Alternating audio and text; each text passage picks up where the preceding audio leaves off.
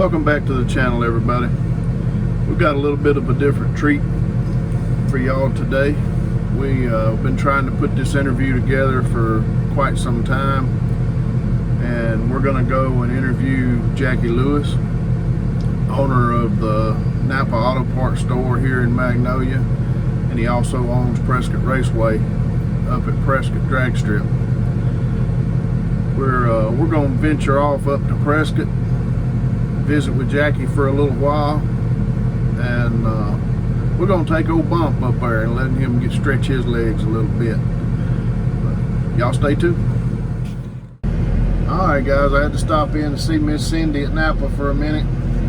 We finna take off and head to Prescott. Hang on for the ride.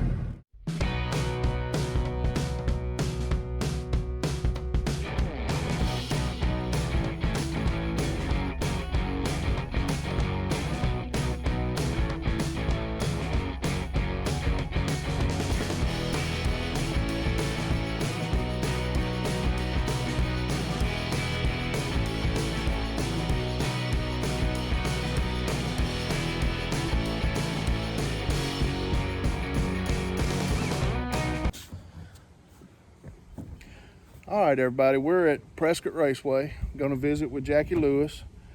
Like I said on the intro a while ago, he owns the NAPA store there in Magnolia, and he is the owner of Prescott Raceway. I brought a cheat sheet because I can't remember anything, so we'll get started. Me and Jackie's known one another for close to 40 years. At least 40. So I had to make a cheat sheet so I could remember what all to ask him. But like I said, he owns the NAPA store. How long have you been in auto parts? Oh, ever since I was 18. Well, I went to work out of school, and I thought I wanted to be a mechanic. And my brother-in-law, Scott Martin, and Charlie Capps really didn't want me to be one. And so Charlie put me to work at C&D Truck Service back in '82. Well, I worked for Charlie right out of school, went to work for him, worked that rest of '82. In '83, I went to work at NAPA. But let me tell you a little story. When I went to work for Charlie, they made it as hard as they could make it on me. Charlie worked me I don't know how many hours. And I worked on these pulpwood trucks, and they're nasty. It just, you wouldn't believe how nasty big trucks can be working on. And Charlie, and one day there, old Jeff Triplett was working at NAPA delivering parts. Jeff said, "Hey man, me and Jeff went to lunch every day, nearly every day."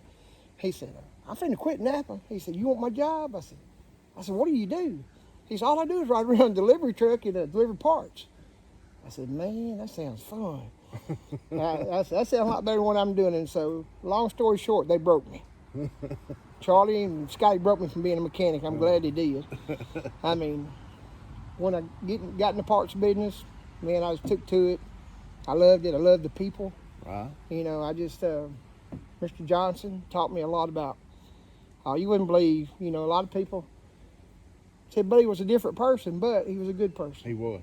He was really a good person. He taught me a lot about life. He taught me a lot. I mean, when he passed, I don't know, 5-6 years ago, I lost a part of my life. That's right. He was my buddy. Yeah. He was my buddy. But that's how I kind of got started. Yeah. And wasn't him and Ed? Him and Ed. At first, I went to work for OLYs. And Buddy and Ed, Buddy ran the Magnolia store. OL ran, I'm going to get this straight. Mr. Williams, Ed, ran the El Dorado store. Mr. Wise owned them. And I want to say in 1990 or '88, Buddy and Ed bought out Mr. Wise. Uh-huh. And then, I turned around and I bought them out in, I think it was '02 when I bought them out. I've been in business 20 years. Uh-huh. For yourself? For myself at the NAPA store. And I got a bunch of good customers, guys. I got a bunch of good people. I got some loyal people. And I'm not saying we're the best. I'm not saying we're the cheapest. But we care about our people. Right. I'm locally owned and operated. And I'm not, these other stores are corporate stores, and you're just a number.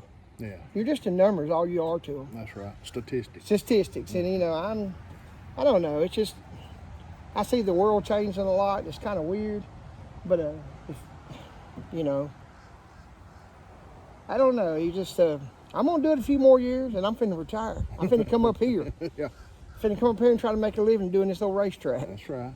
That's right. A lot of the folks around town will remember that I was in the parts business too. Yes, sir.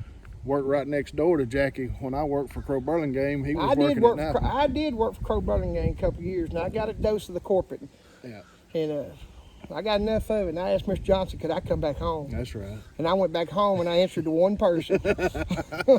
Me and Greg know how this corporate mess is. That's right. That's right. You know, you can do so much, and then they want more, more, more, more. Well, you can't get no more out sometimes. You only get so much. I won't get into all that. But when I was, you know, they promise you your management bonuses. Oh, and yeah. all of that, and then all of a sudden there's something else that comes There's up. something else that got it. Something else took it up. Somebody hadn't paid their bill and all that. Yeah, he knows. We both been in the same company. And I don't call no names, but Yeah. it's not good.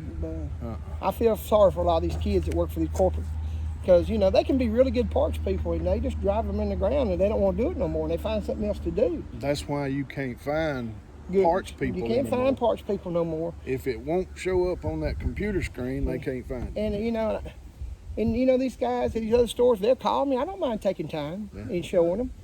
You know, but you know I got experience. I'm the old guy in town now. Yeah. Used to be, you know, I was a young guy and all.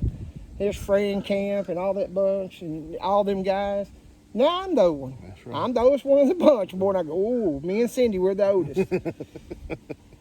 Well, you know, we can come to you, and if that computer don't show it, you'll whip out a book and look up cross-reference part Yeah. numbers, and you still know how to do that. These folks that's working in these other corporate stores, as you were saying, are they don't know what cross-reference means. No.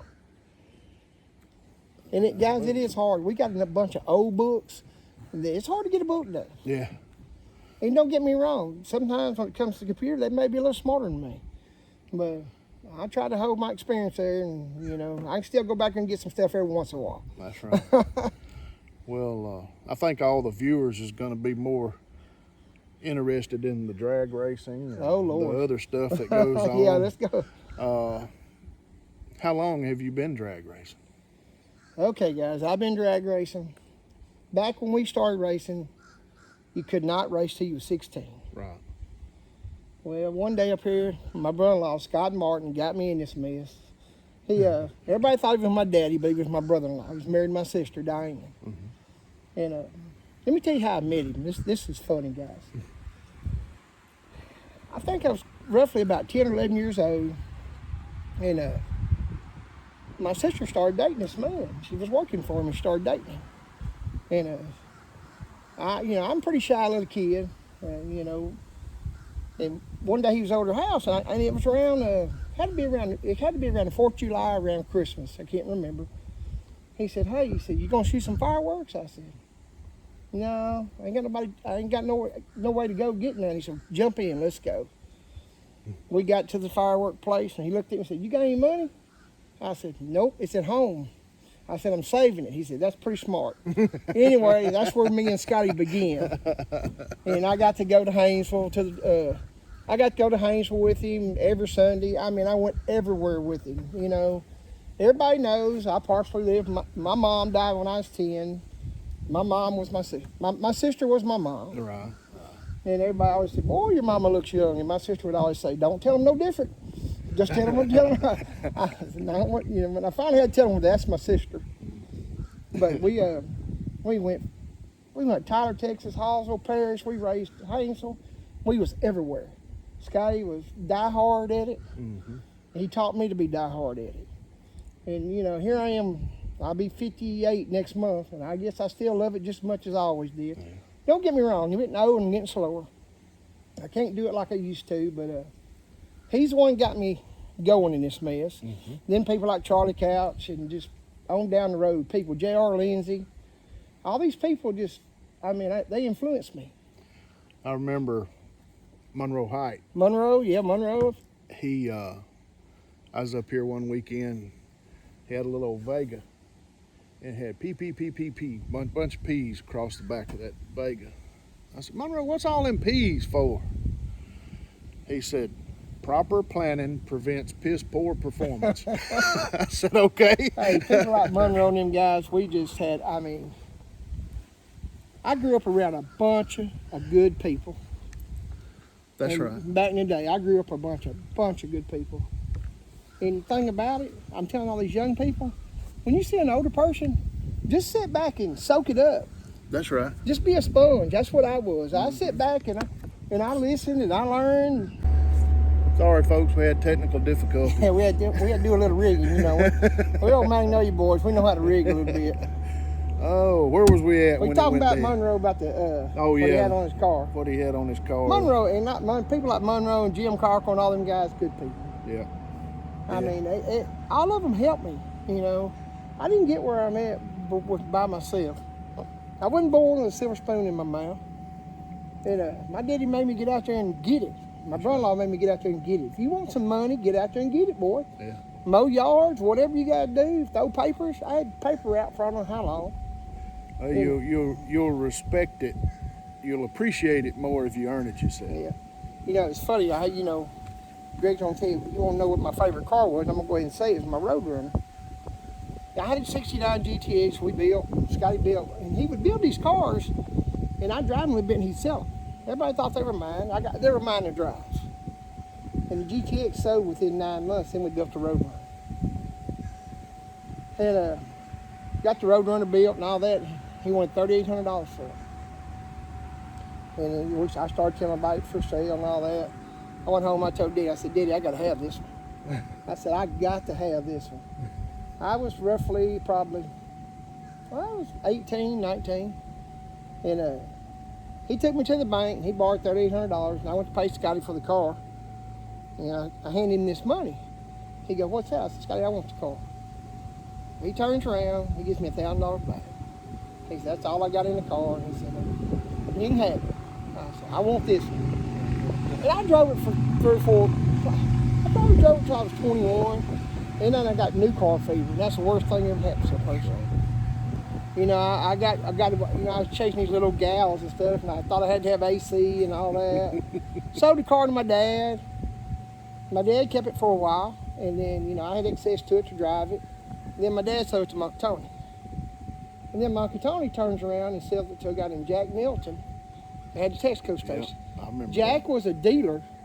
He put dealer tags on it, and it disappeared. And every time I go to look for it, it says Uncle Tony's the last one's got it registered. And that's why, I know it's probably sitting somewhere. And this cars are pretty good cars. It's pretty solid. It may have turned into a may have drag turned, car or something. Yeah, it may have turned in, but Jack, the guy Jack Milton, he said at that time he went through some hard times in his life. He got all messed up, and he said, I can't remember who I sold it to, Jackie. I've messed up.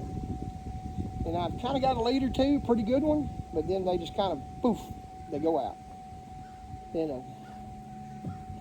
I just accept it's gone. Yeah. Maybe one day I'll drive by and see it sitting in somebody's yard. You never know. That's right. That was my favorite. That was one of my favorite cars. But everybody knows now my favorite car is that Cuda. Yeah. That Cuda, I'll tell you a little story about the Cuda. Kelly Paul got the Cuda. He actually bought it for my dad, the first one. There's 2 of them. People don't realize there's 2 Barracudas. Okay. He bought the first one for my dad. My dad had bought it for $200 and was going to fix it up. I'll take it back. Daddy turned around and sold it to Monroe.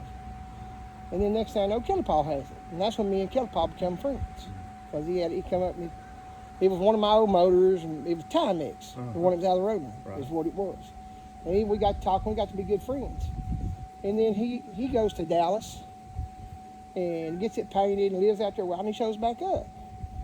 And we like I say, we got to be real good friends. Me and Kelly Paul still good friends. And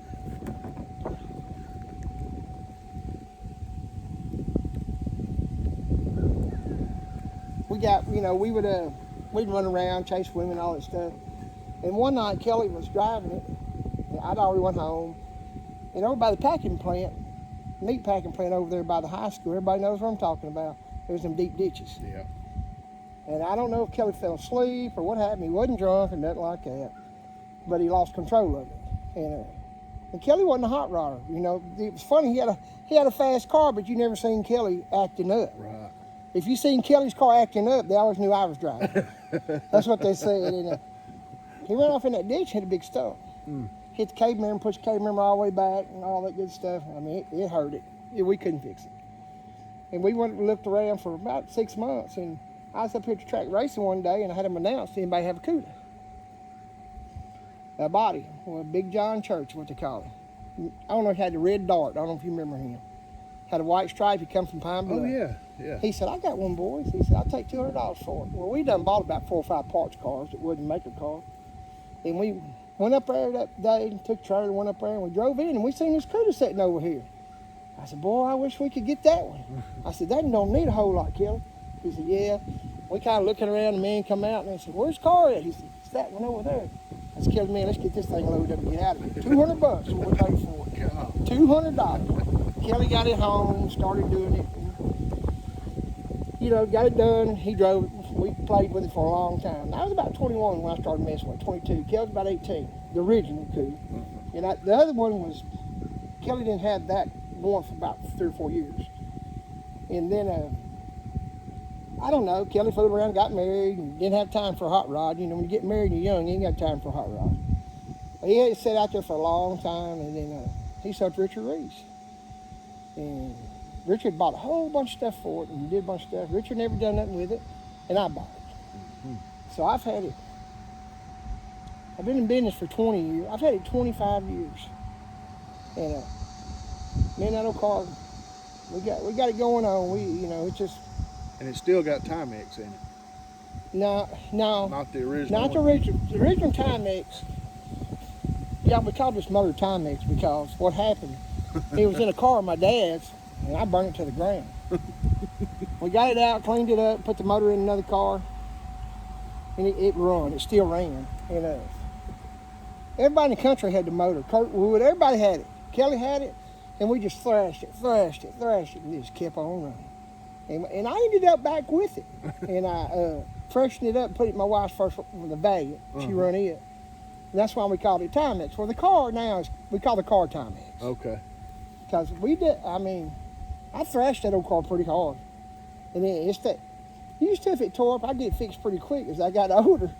If you see me driving it, something happened to it, the motor or something, it might take me 2 or 3 years to get it fixed. Because I wasn't as energetic as I was. It's running again right now, and I'll have it back out next week or 2. It's running, everything's fine. All I gotta do is cap the exhaust up, and that's been a week ago. That's how lazy I am about it. Used to, I'd cap the exhaust up and have it running in 30 minutes. Them are 2 of my favorite cars I've ever had. And my drag cars, all of them are my favorites. You know, I mean, I've had a bunch of good cars. Yeah. A bunch of good ones. How long have you owned the track? 13 years. This is my 13th season. I'll tell you a story how I got it. You know, I'd raced out here all my life. I've been out here every weekend racing. I love racing, guys. It's a session. It's like being on crack, probably. I don't know what it's like to be on crack, but I have a strong feeling that's what it's like. Right. And I never took, you know, when I got married to my wife, I said, listen, baby, I don't like to fish. I don't like to hunt. I said, I like to go to the track. I won't take food out of her. I won't take money out of her food money and all that. I said, I'll make my way. And I was fortunate if I did. Yeah. And my dad helped me a lot too. I can't tell y'all, you know, he helped me some too. And I got involved in doing it like that. And then, well, one day Mr. Boardman, he had owned it, I think 6 years. And Mr. Boardman's a good fella. And he burned out. His daughter had got killed in an accident along with his son-in-law. And it just devastated him and his wife. Right. It just kind of, I couldn't realize how bad that knocked it out. And they just kind of got burned out. And Larry, I was pitted right over here, right over there. And Larry come down there one day and said, listen, Jackie. He said, you the man to buy Prescott Raceway. He said, you got the heart. I looked at him and I said, Larry, you're crazy. I don't buy this place. I don't want to quit racing. He goes, well, he said, I don't know. He said, we may have to shut this thing down. It wasn't causing money or nothing like that. Larry was just, they were burnt out. Mm-hmm. and they had a lot of you know, you lose your daughter and lose your son-in-law, and his son-in-law was Buster, and he thought like Buster was his son. Yeah. And I mean, got killed in a bad car accident, and it just knocked it out of him and his wife, and it just burned him out. And when I thought about it, and I said, no, I don't want this place. I don't want to quit racing. So I went home. Me and Velvet was laying in bed one night. We was talking. I said, Velvet, Mr. Borbinson should track done. And she goes, you really think he is? I said, yeah, he's tired. He's really tired, and I could tell he was tired. He says, what do we need to do? I said, well, we're going to keep that place going. I need to buy it. And fortunate enough, I called him up, and I said, Larry, I called Miss Boardman. Miss Kathy, she's a super sweet lady. I said, Miss Kathy, what are we going to do? She said, whatever you want to do. We met somewhere, we ate, and we talked about it. They financed it for me, and I took off from there. And boy, did I get a lot of these racers, and I was one of them, thought it ain't nothing to run this place. I always thought, it ain't nothing to it. I don't understand why sometimes they get upset, and I didn't understand. But boy, I got on the other side of the fence. It didn't take me but about 8 months to come Mr. Boardman to apologize to him and say, hey, if I've ever been an ass or anything like that, I apologize. He said, what is it, boy? I said, man, this is different. You can't, I use this saying all the time. I've been coming in this place 13 years, and I can't find that magic switch yet. Yeah. That turns everything on. that gets all this cleaned up and all stuff picked up and all the bathrooms clean. And when I used to ride in here, when I didn't own it, I said, boy, this place stays clean. I said, man, don't never get, no, I know why it stays clean, because you have to clean. That's right. And, I'm fortunate enough, I got a good friend, Greg Dugan. He's been with me. Greg's probably been with me, 1 year by myself, and then Greg come on, and Greg's my right-hand man. I mean, he takes care of that black top out there, and all the electricity and the plumbing. What I can't do, he does. We do it together. We're like brothers. But it's a job, guys, and I love it. And it whoops me down sometimes. I mean, I remember in 2017, I don't know what happened. I just got depressed. I thought I was gonna freaking die for about 3 months. In 2017, in October, I don't know, something just clicked. And people talk about depression, and I was one of them. I thought that's just junk. I thought, man, you just get up and come on, let's go. No, ain't nothing wrong with you. Oh yeah, it's the monster that lives on your bed. Mm-hmm. It is the monster that lives on your bed. And he don't let you sleep at night, and it's kind of, but with the good Lord and praying, I got over it. And I did pretty good. I mean, I've had this thing 13 years, and I've got it where I could, I've got the financial down on it and all that, and one of these days, this is where I want to live. That's right. I live right over, everybody knows I live across the track on Thursday, Friday, and Saturday a lot of times. And it's peace up here. Like right now, it's peaceful. Yeah. And it's very peaceful up here. You get a log truck go by about every 5 minutes, but I don't even ignore them. Don't even hear them anymore. No, don't even hear them no more. Yeah. I did a little time-lapse video coming up here, and it's just a nice, peaceful country ride, just up through the country, up through the hill, by White Oak Lake and all that, and it was an enjoyable ride. Like I said before I left the house, we came in old Bump, my wife's truck, and just really enjoyed the ride up here. Out of all of your years of racing or NAPA or anything, what's your most embarrassing moment? Said NAPA. It don't have to be. Well, it can be the racetrack. The racetrack's yeah, I was probably, Monroe was racing and Ronnie Lewis was driving for him. I was young, cocky, and I could do pretty good. I was young, boy, and I didn't let much get past me. But one day we left the line. Monroe in his car, I think we ran about the same. He might have been a little faster. We took off, light turned green. Something happened running on this car. It didn't move. I said, I got about mid-track. And I said, I got this and more. I said, they're broke. I'm just going to ease down through and not break out. All of a sudden, Ronnie Lewis come flying by me like a freight train. And I said, boy, did you screw up. I come back, and my brother-in-law said, what happened? I said, I made a mistake. He said, boy, don't never look for your competition. You know, the mid-track, I'll look for you. But he was broke. Mid-track, I'll look for you. Then I get down about the mile an hour, I'll see where you're at. Yeah. So I back off and break out. I'm just going down through like I was laughing, carrying on. Next thing I know, my feelings were hurt. Bad hurt. But all these times out here, they've all been my favorite. That's right. I mean, I've won some races, a few in my life and stuff, and I won the bracket finals in '89, I think it was, in Baton Rouge. I won some big races up here, and I mean, I'm not the best, but let me tell you about racing. Racing is fundamental. That's right. It ain't just you get out here. It's kind of like playing baseball. You got to know all the fundamentals of it and all that. And it's hard for me to explain. I've done it all these years. And somebody said, well, teach me how to race. I said, man, it's pretty hard. There's a lot to it. Yeah. I mean, just going down the track, when you're bracket racing, it's a totally different deal. Now, grudge racing is who's got the fastest car. Yeah. If he gets a good reaction time. Now, you can have a fast car, and you ain't no good on that Christmas tree. You get beat every time. Or you can't put the power to the ground. You can't put the power to the ground. We got cars out here that make 3,000 horsepower now. It's stupid, guys, what cars run now. It's amazing how fast cars run now. You got turbo car, eighth mile, 660 feet. I've seen turbo cars go 190 and 600. Cool. Yeah. I've seen the record, mile an hour record is 202 or 201 by Chestfield and the Yard Dog. He went 200 mile an hour and 660 feet. I mean, that's flying. I mean, that is boogieing. It's just so, back in those days, it's a lot different now. Yeah. There's a lot more electronics in this game. It's come so far.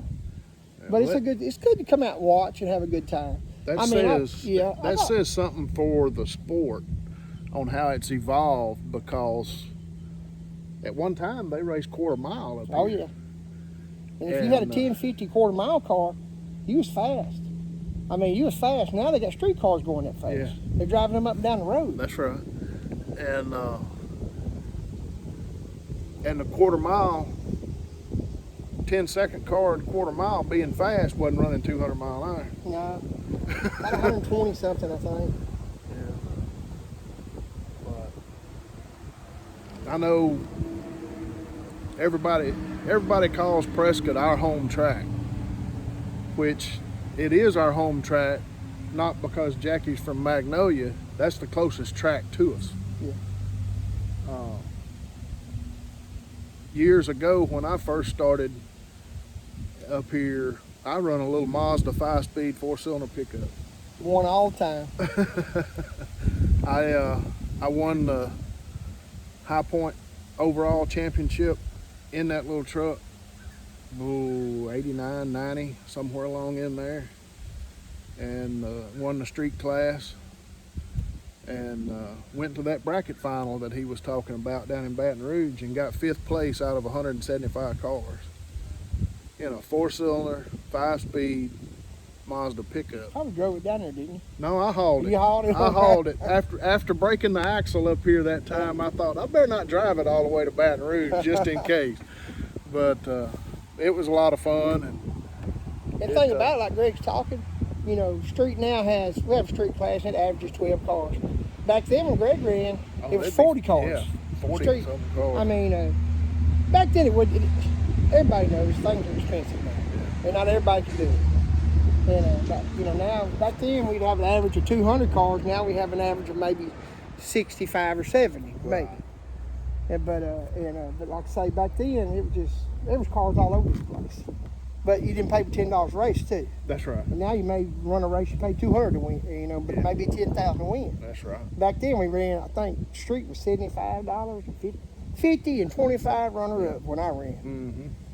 And it got to before before I got to working all the time and didn't have time to race, it got to where I think street paid 150 and runner up was 100 or something like that. You know, it came that far. Yeah, but we're talking 40 to 50 cars every Saturday night. And if you won, you was a bad man. Yeah, Because there was a lot of cars out there in the street. A lot of cars. I was running no E, that was called foot brake. And then I jumped over Super Pro. I jumped back and forth, but I'm really a no E guy. Mm-hmm. I mean, I can do Super Pro. My no E is not as good as it used to be. I do real good in the daytime, but at nighttime, the lights, when one of them comes on, it looks like all of them are on to me. Well, I'll tell you one thing I noticed, and it's just part of the upgrade. Back when I was racing 20 years ago or better, the bulbs were incandescent bulbs, and you could see them coming on. You see them come on, swell, go off. Yeah. And now they're LEDs, and when they're just pink and they're on. They're on. And whenever I get through with this little truck I'm working on, I'm gonna have to learn the light again. Yeah. But it's just the evolution of the sport. Everything gets better. Everything changes. It's always been. I've always enjoyed coming up here, and I met Scotty, Jackie's brother-in-law, when I first got into it. When I finally got a car that I could race, well, you got to have a helmet. I don't know where to go buy no helmet. There ain't no place in Magnolia to go buy a helmet. Scotty says, try this one on, see what size you wear. Put one on. He said, okay. He said, I'll have you one in a couple days. I said, okay. He ordered me one and I paid him for it. And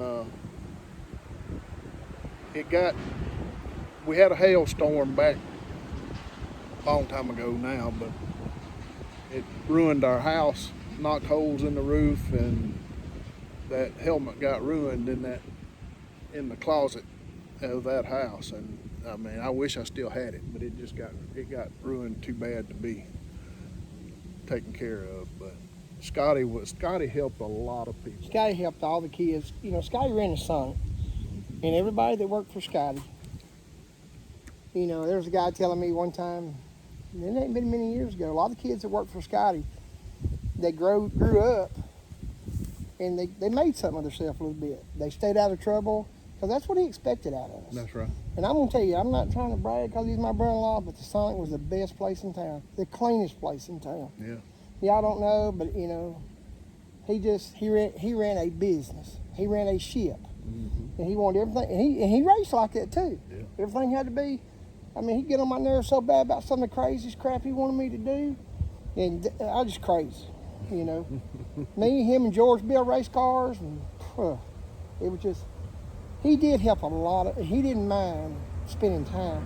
Used to be a kid come up here, had a Challenger, and he parked the kid right beside us. He come every week with a list of stuff to ask Scotty about that car. Scotty would sit there and talk to him every week, 30 minutes, 45 minutes. And he'd come over there and I said, Scotty, he don't get on your nerves? He said, you didn't. From then on, I didn't say nothing, That's you know, because right. when I was a kid, I used to ask 9 million questions. I wanted to know what made this work, what made that work, and I wanted to know. Well, I know one night, I couldn't have been 18, 19 probably. Jackie and them was uptown. Come over to the house. We're gonna watch racing videos. And man, they had VHS tapes of I think every race they'd ever been to. And we sat around in I still got it. and we sat around in that den and watched videos for hours. Scotty always enjoyed it. You know, he said, hey, go get some of your friends, come over, I'm gonna cook hamburgers and we can watch TV or shoot guns. I said, get some of my friends? He goes, I don't care how many you bring. I might bring 10, 15 buddies. We come over there.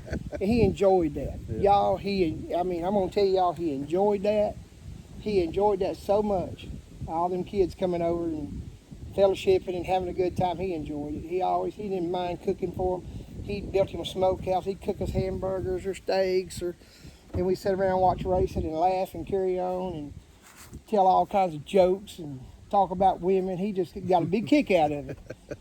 I mean, guy, he was really, and like Greg said, he's, you know, a lot of times he had a account was called Reliable Performance back in the day, and parts were high to us, and he got a real good discount, and he would get them parts for you and just turn around what he paid for. Yeah. Because he wanted, if kid, needed some stuff, and if you need to pay him on a Friday or pay him a couple weeks later, it was fine. Yeah, that's right. He just tried to take care of everybody. Yeah, he's definitely one of a kind. He's one of a kind. He died when he was 50. He died way too young. Sometimes I wish he was here still raising hell at me. But I go through here, and I can't leave this woman out, my wife. I mean, it was funny when I got married to her. She wasn't racing, and I said, and she come up here, and she come with me all the time. Never said nothing. Had a good time talking to people. And we bought a new car, and I said, "You want to go test a tune on Friday night? Race that thing?" I'll embarrass myself. Nah.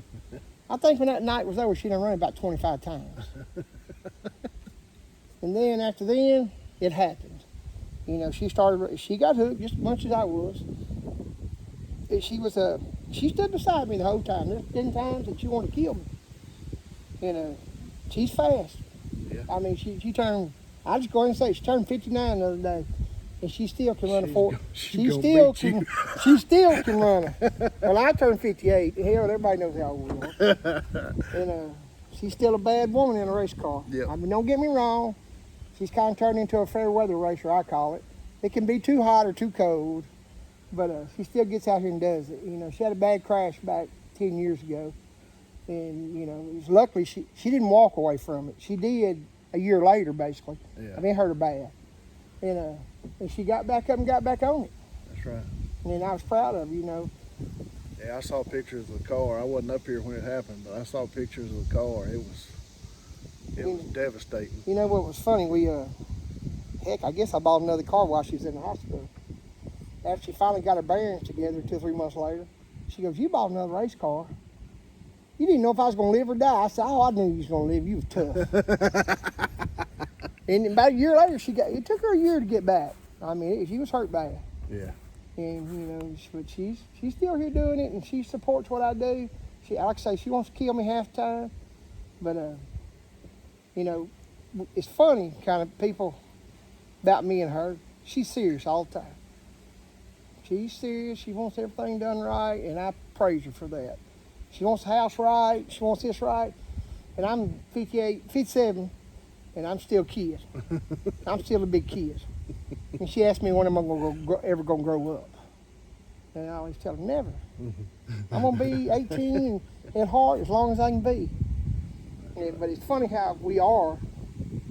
How she's serious and I'm the guy that just wants to play, carry on, not serious. But, I have to get serious sometimes. I just refuse to grow up, I guess. But it's been good. I've had a good time doing it. And I hope I get to do it many more years. That's right.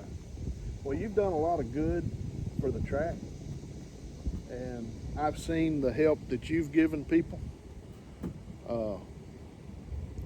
You're giving back what was given to you. I try. It's like I gotta say, and I always say, I'm not gonna die rich, but I'm gonna die happy. There you go. I can help you any way I can. Sometimes I can't. I just can't. If I can, I will. I mean, that's the way I was taught. It's the way it is. It's the way life should be. People should try to help each other, and this world will be a lot better.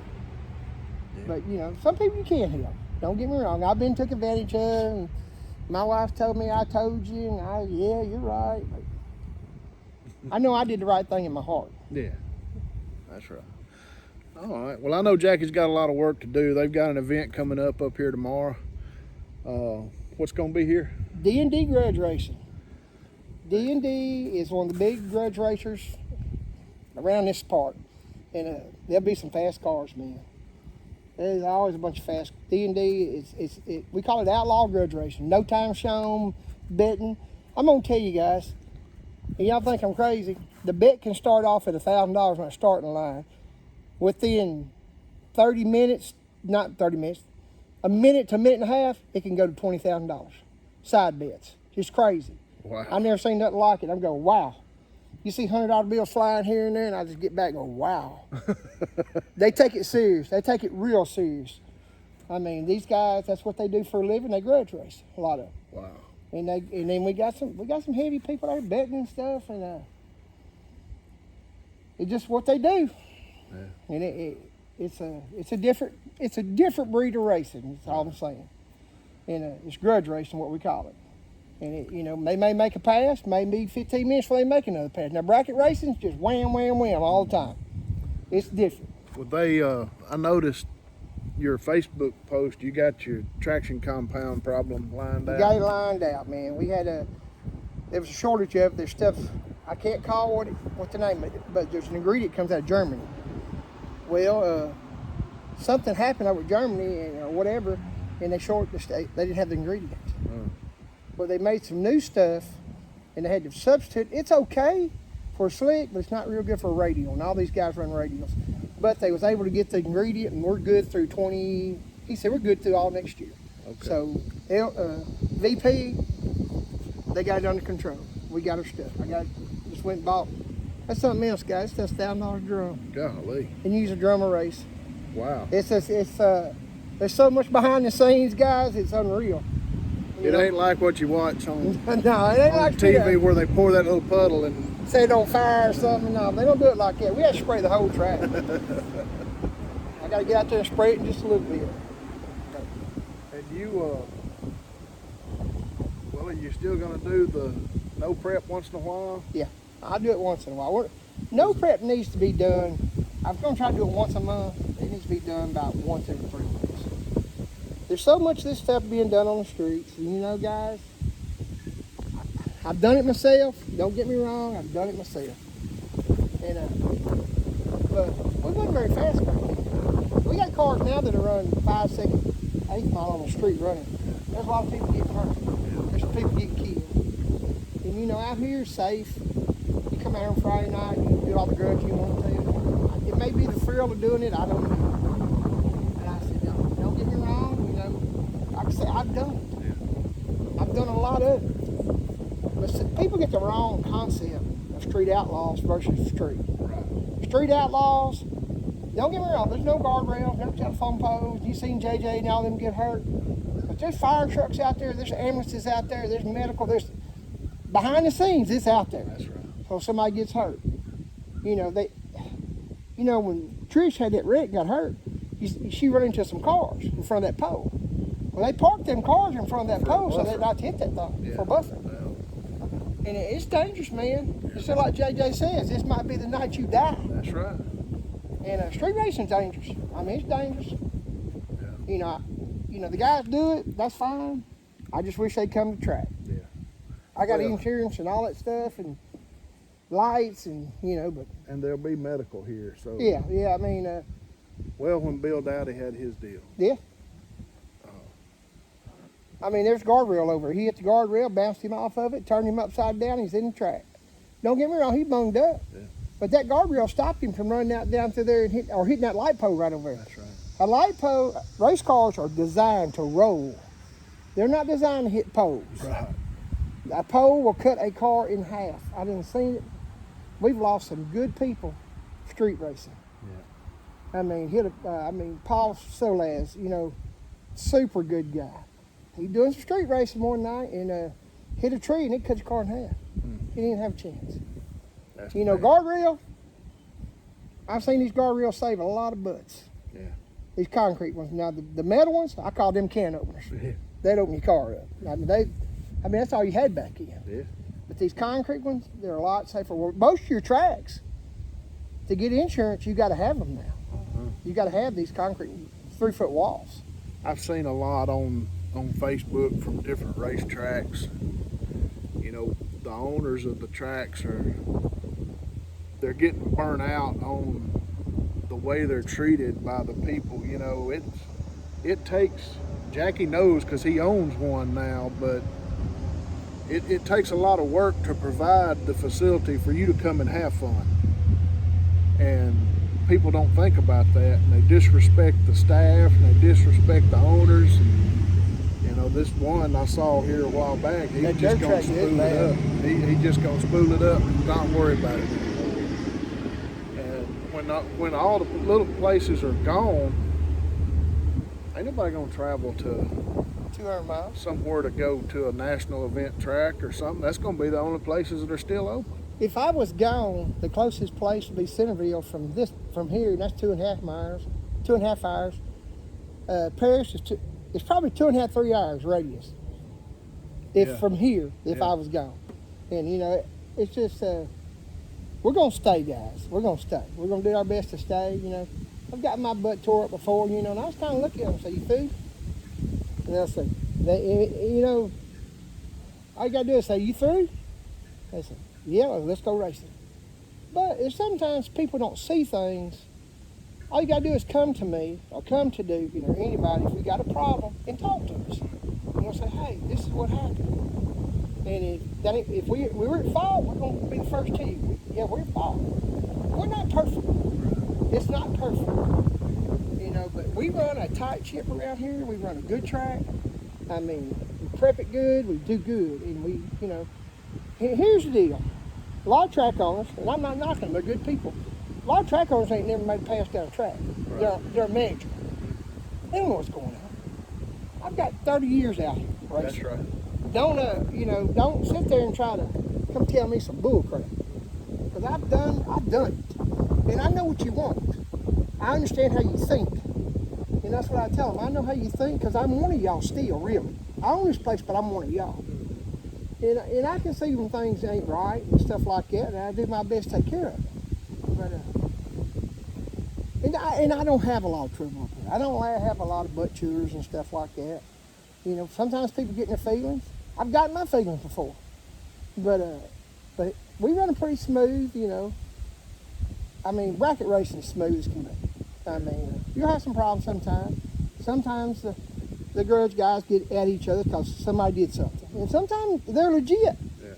And then they come to me, and I'm the track owner, and even though it's a track rental, we go by track rules. And I have to be the guy that be the bad guy sometimes. And I say, "Hey, this is the way it was." Oh boy, I got a big butt. They chew half of it off sometimes. But I done got now where life's too short to argue. Skin got a little thicker. The skin got thicker. And I say, "Okay, guys, that's good. Let's go."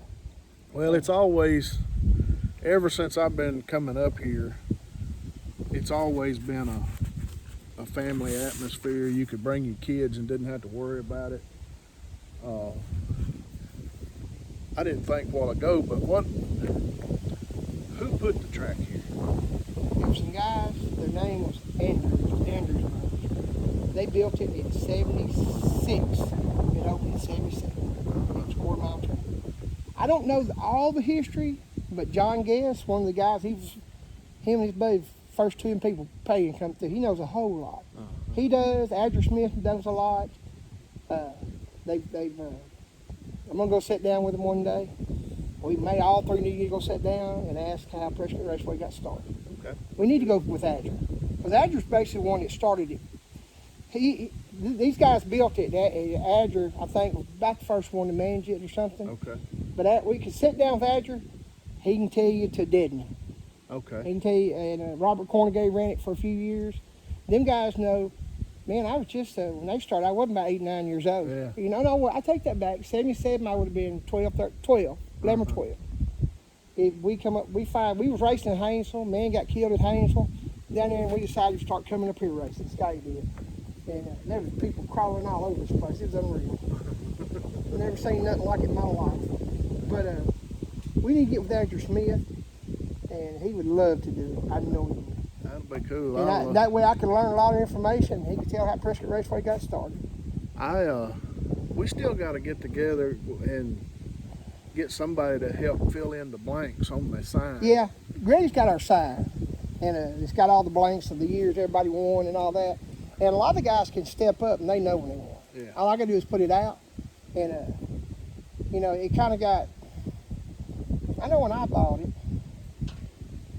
Was it filled out all the way? Was it? No. Deadman did a real good job of keeping it up. there used to be on the side of the tower up there were signs for years, different years, who won what class, and everybody had their name. Boy, I thought I was something else because I had my name on that sign. That's what I'm saying. I had my name up there. And then when I got the sign to start recreating a new one, I started looking, and it was a Jackie Lewis and Artie Green show. And Randy Cook. And Randy Cook, yeah. And but Artie Green was on there a whole lot. Yeah, Artie was on there. Only reason Artie was on there, I was running Super Pro and he was running football. That's what I used to tell him. I used to tell him that. Well, me and Artie are good friends, guys. We grew up, both of us grew up here. We duked it out and did all kinds of stuff and fussed at each other. But when it boils down to him, we're good friends. Yeah. And Artie's good. Yeah, he is. I had to, when I was running that little Mazda truck, they had an event up here, and part of it was the Race of Champions. And they took the points leader in each class and ran them against one another. And you talk about outgunned. I'm in a 4-cylinder, 5-speed Mazda pickup, and I had to run Artie Green in that Mustang. Well, I am gone. I'm like Jackie, what he talked about a while ago when the other guy he thought was broke on the line. I'm headed for the finish line, and I heard him take off. Yeah, you can hear him. A lot of people don't think you can, but you can hear him coming. You can't believe your car can have open air and you can hear the other one coming. It's something you pick up on. Yep. And he was trying so hard to get there that I ran one off of my dial and he ran one under his. He couldn't judge you. He couldn't judge you. Yeah, he got hot probably. He did got hot. When Artie was younger, he'd get hot pretty quick. But it's all good. It was in good fun, and when we went to that bracket finals in Baton Rouge, I got down and there was an older man in a white Mercury Cyclone. Harold Clark. I didn't remember his Harold name. Clark. He my truck, best I remember, in a quarter mile run like 18 something. So I'm gone. And I heard him take off in that old Mercury. And I mean, I got the carpet rolled back, pushing the gas pedal down as far as it'll go. And I'm thinking, oh, here comes the finish line, here comes the finish line. Boom! When he went by, I felt the truck shake. I'm like, ah, and his wind light came on. No, ain't no way. Ain't no way he got there. But he did, 0.003 of a second. But yeah, it's a blast. If it gets in your blood, it stays. Bad. It stays. When it gets in your blood, it's bad. You know, let me tell you about people. I've had some good friends that they quit drag racing for a while. I said, man, why don't you come to drag racing and watch a race? They said, oh, hell no. If I come watch them races, it's like crack. I'll have another car. Monroe Hike was one like that. When Monroe, in his later years before he died, I said, Monroe, why don't you come up here to the track and watch? I said, I won't even charge you to get in. He said, I'll have to go buy a car. Oh, me. But, all right, well, we're going to wrap this up.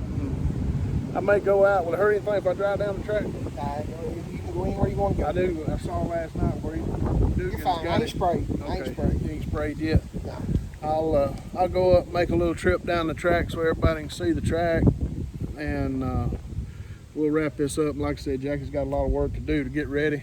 Appreciate all y'all. Appreciate this guy. He's been like a brother to me. All right. Appreciate it. We'll see y'all. All All right, everybody. We're going to take a little short trip down Prescott Raceway. Been down this track a lot of times. Like I said earlier when we was talking to Jackie, won a championship. Had people come from Texas and put a bounty on me to take me out of the street class. Had a lot of fun. This old track's been entertaining for a whole lot of people. Like I said, it used to be a quarter mile, then it went 1,000 foot. Now the cars has gotten so fast that they run an 1/8 mile so that people's got enough shut down.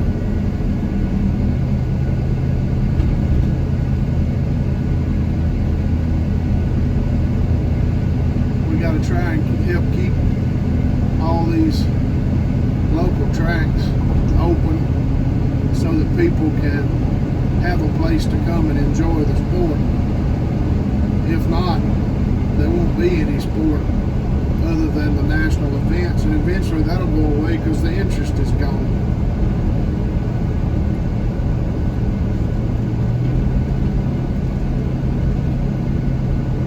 There it is, a trip down Prescott Raceway. Turn on the return road and then we'll head back to Magnolia.